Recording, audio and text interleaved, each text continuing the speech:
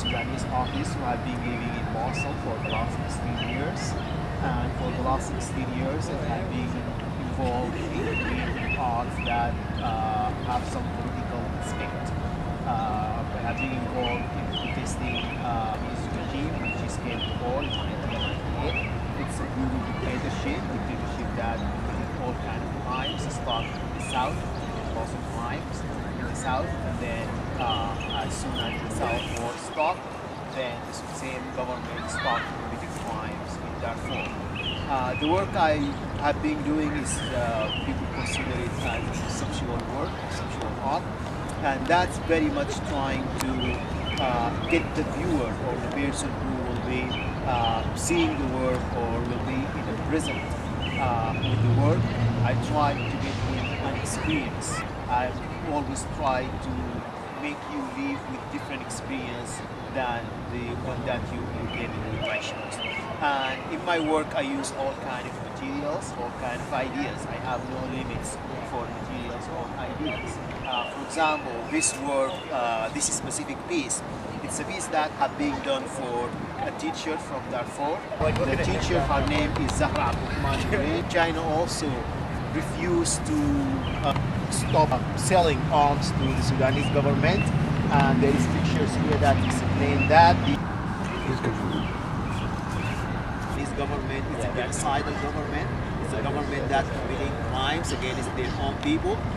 They don't worry about that. They don't care about that. But all they care about is their investment. So they have been very protective of the Sudanese government. They have been very protective of the Sudanese government by dealing with the government directly, without giving any attention to the atrocities, and they have been very protective in the international community's institutions, in the United Nations, and when the vote, Security Council, when the votes come to, when people come to cast their votes, the Chinese government always use that vote to protect the government of Sudan.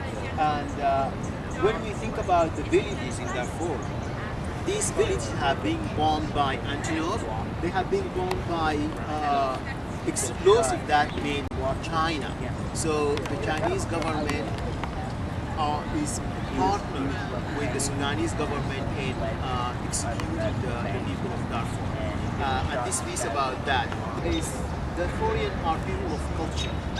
They are people of dignity, and they have culture of living and how they receive life, how they conduct their daily life and so forth. They have culture of death. There is tradition. When people die, they cover them with white cloth, and there is complicated ceremonial aspect will go to that. And I created this piece because I saw a picture that there is people who are praying surrounding figures that have been wrapped with colorful clothes that women usually wear if they are going to a wedding or a festival or such. And have been wrapped with this cloth. And you will start to figure out that these people did not have anything else other than these clothes that they have to wrap their dead with so they can bury them. And that will tell us lots of things about the level and brutality of the atrocities that even in death, people haven't had a chance to practice their tradition. Even in death, people haven't had a chance to bury their dead with the dignity that they deserve. So I created this piece in memory for them.